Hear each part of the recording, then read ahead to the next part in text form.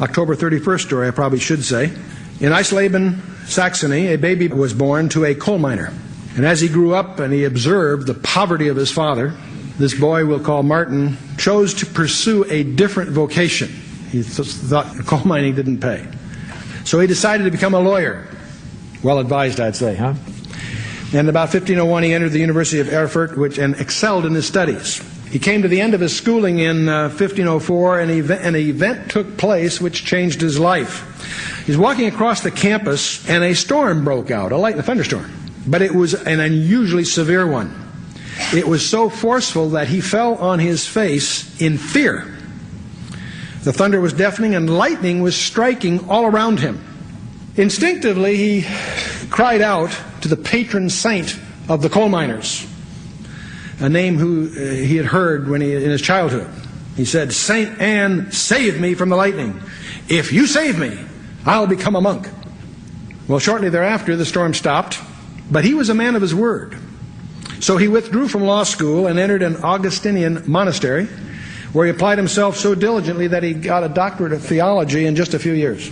But the more he studied, the more troubled he became. For although he became an expert in theology, he lacked peace personally. The question he repeatedly wrote in his diary was, how can a man find favor with God? And in search of peace, he devoted himself to an exceedingly pious lifestyle.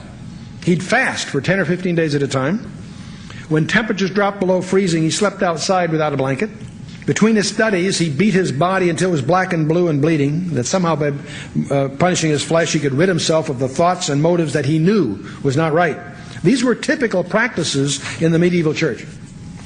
He went to confession so many times a day that the abbot finally says, "Either go out and commit a sin worth confessing or stop bothering me." He became increasingly introspective, and he continually was plagued by what he knew of his own depravity and sinfulness. And once, while sitting at his desk writing theology, he felt the presence of Satan so tangibly that he grabbed a bottle of ink and hurled it across the room where he thought the devil was standing, and it crashed on the wall and left a stain that still can be seen today. Well, finally, in about 1509, he decided to take a pilgrimage to Rome in the hope of finding this elusive peace that he so desperately longed for. So he set out on foot and crossed the Alps. On his descent, he almost died of a high fever before making his way to a monastery at the foot of the mountains where the brothers nursed him back to health. But while there, a wise monk approached him and said, "You need to read the book of Habakkuk." And so he did just that. He read Habakkuk. A good suggestion. Habakkuk was a struggler just like Martin and like today. If God is good, why does he allow suffering? If there really is a devil, why doesn't God just obliterate him? I don't think there's any of us in this room that haven't pondered that at one time or another. One verse captured his attention. Habakkuk 2:4. The just shall live by faith. Having recovered sufficiently to continue his journey to Rome, he went on to the church of St. John's Lateran, a typical cathedral of that day. There was in that church a staircase that is said to be from Pilate's judgment hall. The existing stairs are in 4 parts. The outer 2 are ordinary, but the inner 2 are said to have been transported there miraculously from Jerusalem. The inner steps are not walked on. The pilgrims mount painfully on their knees, a step at a time, praying as they go. The Pope had promised an indulgence for all who underwent this particular rite. As Martin repeated his prayers in the Lateran staircase, Habakkuk 2:4 suddenly became emblazoned in his mind. The just shall live by faith. He ceased his prayers, returned to the University of Wittenberg, and went on to explore this revolutionary idea of justification by faith. And on October 31 of 1517, he drove a stake into the heart of many of the prevailing non-biblical concepts by nailing his 95 theses to the castle church door at Wittenberg, Germany. And he started what is probably the single most important event in modern history, the Reformation. He very appropriately did this deliberately on Halloween, on October 31st.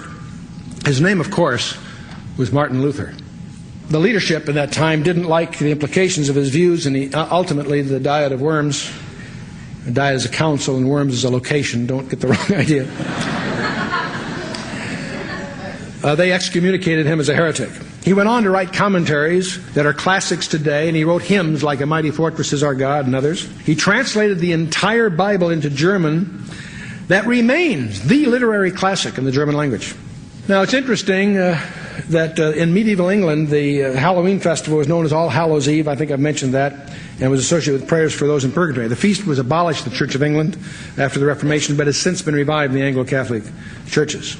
So that's a pause. I couldn't talk about October 31st without reminding us of an event that should give that day another dimension of celebration. So one of the questions that we face is, how do you face the practicalities of small children facing this pagan and very occultic holiday?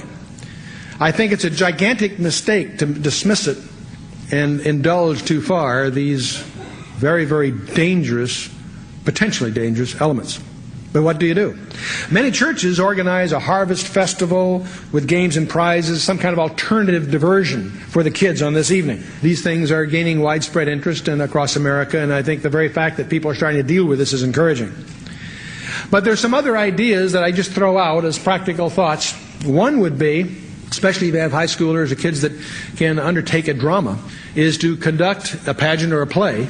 And one of the interesting things to consider is to put on a play called Saul and the Witch of Endor. There's a couple of ways to go at this. One way is just to take them into, 1 Samuel 28, and let the kids do their own research and write a play. A few years ago, we ran a contest, a national contest for the best play, built around, suitable for high schoolers, whatever, around Halloween time, as a pageant or play, and called the Saul and the Witch of Endor. We had a lot of entries, and we had a panel of judges, which was chaired by Frank Peretti himself. And they picked the 4 best plays, and I think we have them all somewhere, but the point is the 4 best are packaged for anyone that would like to promote that within their group somewhere. It's available as an alternative diversion.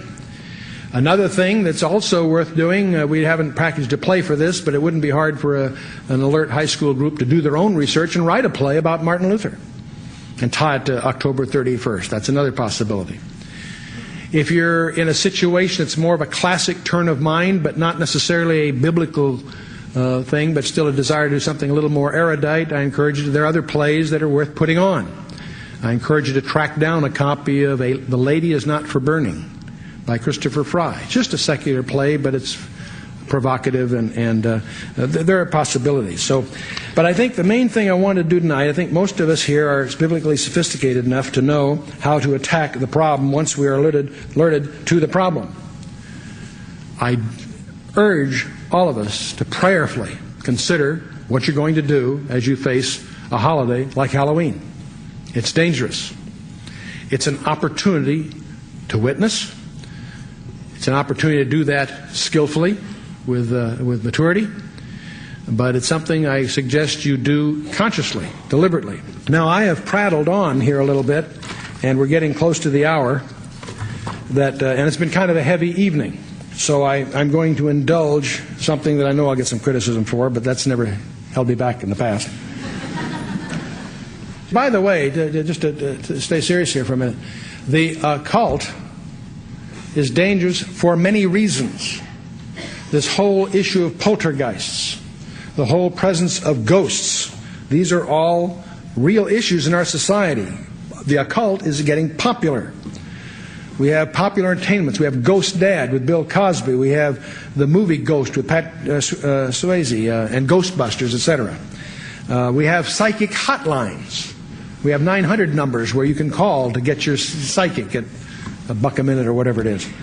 And I know some of you will probably point out the Myers clinics are probably a close cousin of that. I'll stay off that one for right now. Neo-paganism and the New Age has become politically correct. So these realities are serious realities. Part of the problem, not the only part of the problem, is that they deny the Christian worldview.